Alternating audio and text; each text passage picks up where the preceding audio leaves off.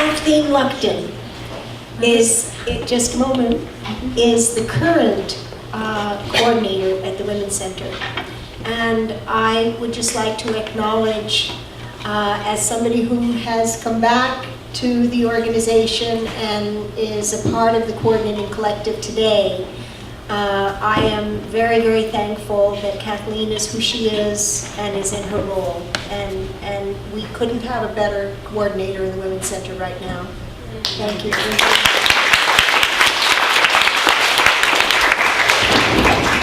Well, this is a very interesting place to be sitting at the end of this table, at the end of 36 years of women who have put their time, their energy, their life force together to make sure that there is a place for women to come to. So I feel honored that I'm here. And I also say that sometimes it's a little daunting.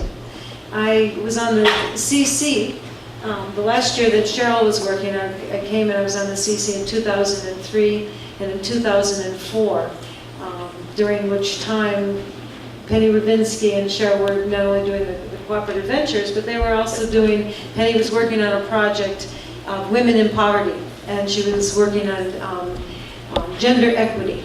And Penny Stevenson, during that time, I believe that she did a Women in the Health project. When the CC was meeting, right after all the funding was cut by the Liberals, some of the discussions at the CC, what are we going to do if we don't have enough money to keep the Women's Center open? And people were actually having discussions like, well, can we keep it open with volunteers? Are people willing to spend the night at the Women's Center in case we need to turn it into a place for women to sleep, because there was not enough beds in any place for women in Nelson area, so for the homeless women. And so there was like a lot of discussion talking about strategy and dialogue and, you know, what are we going to do? What are we going to do for the women who have no place to sleep? What are we going to do for the women if the center closes and there's no one there for referral, no one there to be able to support women? And the same issues that everyone has talked about is still poverty, it's homelessness, it's finding jobs, skill development. All of these issues still exist. Underemployed and unemployed women. I was hired after Penny Stevenson had worked as a interim coordinator during the summer of 2006. And there was another woman named Melanie Trundell, I believe. I never met her, and she was there for only a couple of months before she had a personal tragedy that she had to deal with. So I was hired in November of 2006, and was told at that time that we had enough funding to stay open for 3 months. So I thought, oh boy, this is great. And that's the kind of thing that you would never want to be at the tail end of a very successful 30-some years, 33 years, and then to say, okay, I was just hired, and to allow it to go down on your watch. That just was like, I'm sorry. So I have to admit, my first year and a half was a bit of a devotional to the Women's Center. And then when I first hired in, it was for 18 hours a week. And now I'm working 30 hours a week. The funding we receive is, that's been, the steady one is from BC Gaming. We've had some very good luck in this last year, in that just a couple of months ago, or just a month ago, we received funding from the Voice of Women BC, who when they folded, they called Betty Daniel and said, what is a good women's group around here that might be able to continue doing some good work? And so Betty called me and said, contact them. And so we went through the process of applying to them for money, and we ended up getting $20,000. The thought was we'd only get $5,000, but after them finding out what we were doing, they gave us actually $20,000. We have several things that are going on that are definitely and continuously part of the spectrum that started way back in the beginning. The Women's Center continues to thrive. We, however, are only open 2 days a week. And the third day during the week, we have women who are working on a sewing project out of reclaimed and recycled material. And this is exciting because where the cooperative venture project started when Cheryl and Penny Ravinsky had that training. Out of that came, in 2005, they hired me to write a feasibility study In this feasibility study, I went all over the West Kootenays talking to women. There were focus groups trying to decide what of 3 possible social purpose enterprises women might be interested in doing. One was for a women's retreat center, one was for a women's credit union, and the third one was to create products out of recycled and reclaimed textiles. And the one that got the most energy and juice and interest was creating product out of reclaimed and recycled textiles. Last year, this is 2008, so in March of 2007, we started up a project working on creating bags. That because we only had money for a few months to stay open, the beginning stages of creating these bags out of reclaimed and recycled textiles was a fundraiser. These women, perhaps if they needed, took $5, but what they did is that they raised $3,000 out of making and selling these bags. And that is what kept the Women's Center going until such a time that we were able to actually write some proposals and get some more projects going. So I'm incredibly grateful and impressed with the women who worked on the bag projects. If there's any women here who actually have been a part of that bag project, who helped keep the Women's Center open, would you stand up? Or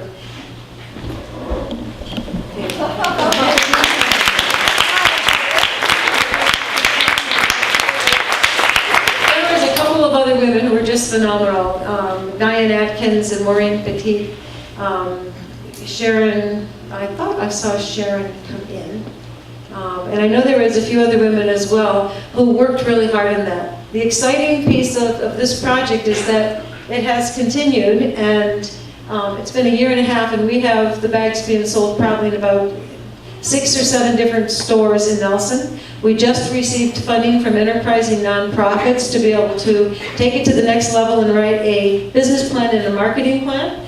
And we have just hired the group of sewers, just hired Lynn Kao, who has experience in cooperatives, to take it to the next level. And this is phenomenally exciting because if it started in 2005 with the concept of a cooperative, and I wrote a feasibility study, and finally now in 2008 we have funding to be able to move forward with that. I think that's a major success story. And as we talked to the people from enterprising nonprofits, they first were talking about, well, what kind of a business are you going to have? Are you going to have the women come in and they're going to work from 9 to 5, and then we'll have to take a, and I was looking at her horrified, and I'm saying, that won't work for us. It only works for us if we have something that, there's phenomenal flexibility for women if they can only sew 3 months out of the year, or if they can only come in and bring and work out of the house. It has to be as flexible as possible. We're now actually in the process of setting that up.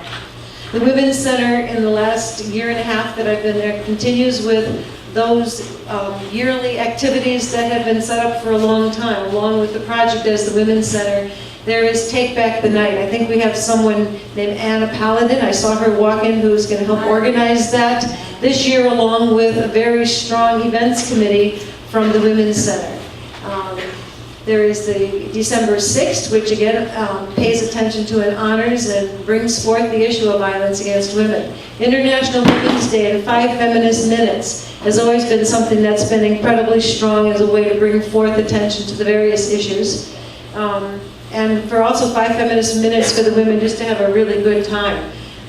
Dancing, singing, yelling, doing a rant, whatever it is that they'd like to do. I know that one of the proposals that we had written during this last year was also, and Marsha Brondi wrote it, and it was an attempt to get funding so that we could work with women who were thinking about going into the trades to help them to decide if they even wanted to go into the trades. And I'll let Marsha address that just a little bit. As I'm sitting in this spot, I want to say that the Women's Center could not continue.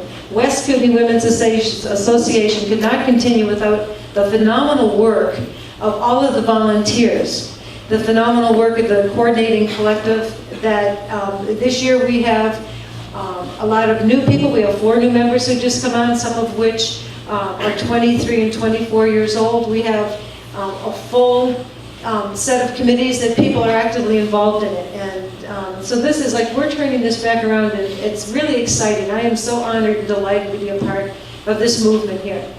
I also started in the early 70s doing what some of the early women were talking about with the self-help groups and newspapers. I did that, but I was in the United States at that time. I'm wondering if everyone who is a part of the coordinating collective at the moment or has been in the past would please stand.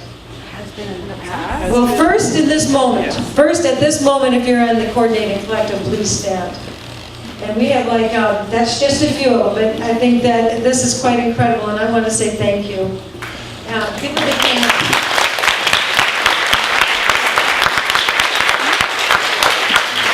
Now, anyone who has ever been on the coordinating collective in the past, please stand. Woo-hoo. Okay,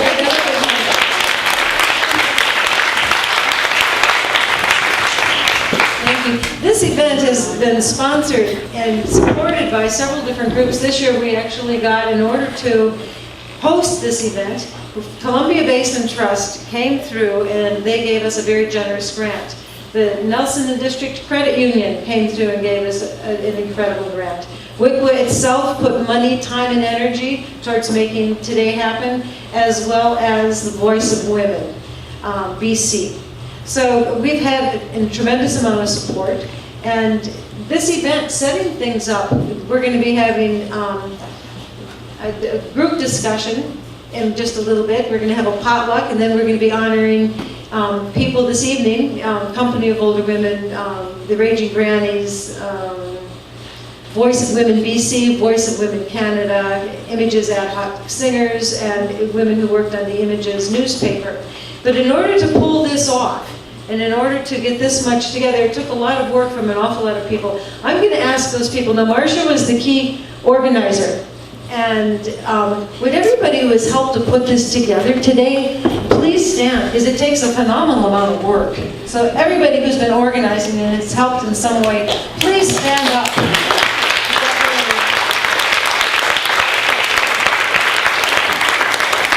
We have some beautiful programs that will be available off to the side, and that Barbara Brown did for us. And I would like, Barbara, would you stand up so that they can actually see the face of the person who did it? And this, a friend of ours, Padma Samchuk, did the sign that's behind here. And the people who organized and set up the music behind there. It's incredible, and I could go on, and I'm not going to do that because we still have a long, oh, you have one down there. But again, it's an honor to be at the table with all the women who have put such time and energy into this organization. Thank you.